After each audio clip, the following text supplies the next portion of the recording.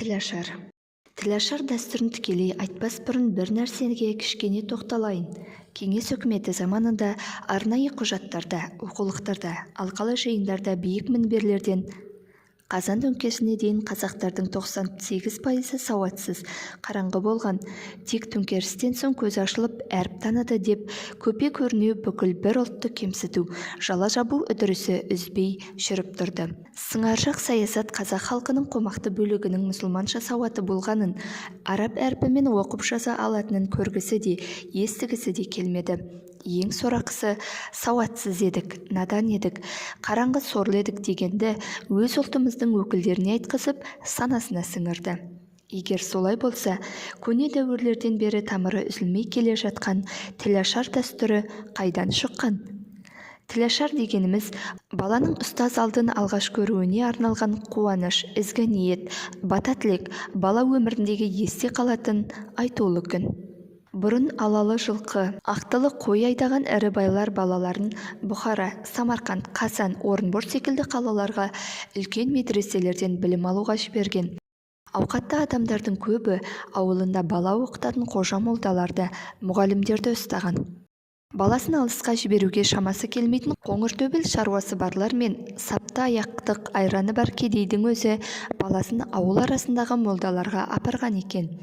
Тілашар дәстүрі сол кезде жасалған. Оқуға баратын баланы жуындырып, тырнақ шашын алып, әркім жағдайына қарай балаға жаңа киім кигізіп, қолдағы барымен дастархан жасап, үлкендерден бата алған. Таудай болсын талабың, ашылсын тілің қарағым, оқу сіңіп санаңа, жарқырай берсін қабағың, мақтанышы бола бер ата менен анаңның, деген секілді тілегі тұнық, ақ ниеттен шыққан батаны естіген баланың рухы көтеріліп, оқуға талпынған.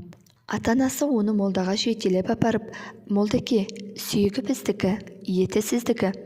Осы балаға қара танытып, тілін ашып беріңіз, деп тапсырады екен.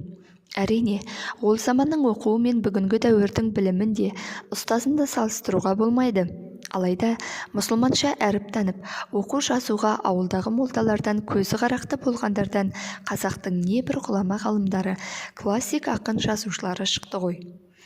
Әлі есімде, мен мектепке барған 1952 жылы анам көрші көлем, жақын туған туыс, дос-жарандарына әжептәуір той жасады. Сонда 83 жастағы Қамқа дейтін әжем маған қарап, «Әй тентек, қасыма жақын кел.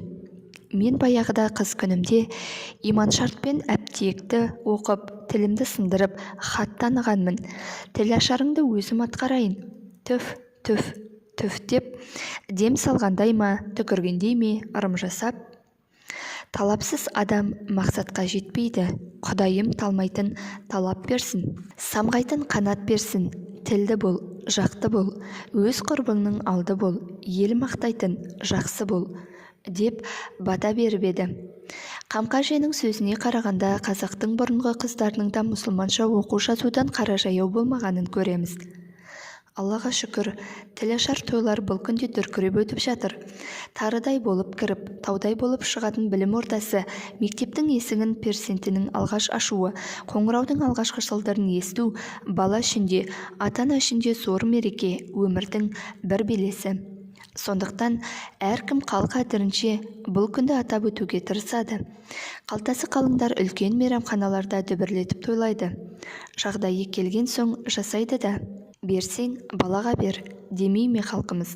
Десе де, балаға бағышталған той болған соң, сол баланың есінде ұзақ қалатындай сәнді, үлкендерден тағылым көріп, олардың мейір ықыласына кенелетіндей мәнді болса ғой.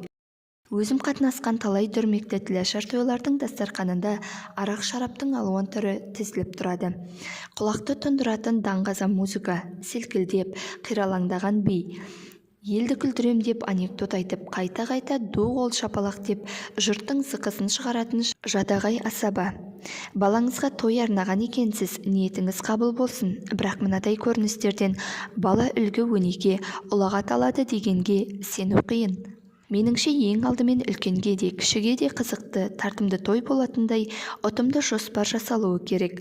Әйтеуір, шақыру қажет деп соншалықты топ жинау бала тойының негізгі мәніне көлеңке түсіреді. Тойға ересектерді ғана емес, баланың тең тұстары, құрбылары шақырылғаны жөн болар. Соларға арналған көңілді ойындар ұйымдастырып, олардың өздерінің өнер көрсетуіне, ән салып, тақпақ айтып, би билеуіне көбірек назар аударыңыз. Қатысушы балаларға шағын болса да ескерткіш сыйлық әзірлесеңіз, тіпті тамаша болады. Ал үлкендер бір сәт баламен бала болып қуанышын бөлісіп, көтермелеп, қолпаштап қоштап, тойды есте қалардай мағыналы, салтанатты өткізуге атсалысуы керек.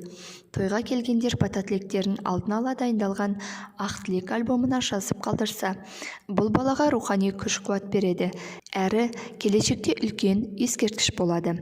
Арақ-шараптың орнына дастарханға қымыз шұбат, жеміс сусындары қойылып, қазақтың әдемі әндері айтылып, күйлері күмбірлеп жатса, тойыңыздың мәртебесі арта түсері анық. Содан кейін өзіңіздің көңіліңізге жақын көрген, білімді, парасатты, өмір көрген ел ағасына балаңыздың тілашар рәсімін жасатып, батасын алыңыз. Тілі ашылған балаға шашу шашыңыз. Мен бұл жерде өзгеге ақыл үйретіп, жол көрсетуден аулақпын. Тек өз тәжірибеммен аз ғана бөлістім.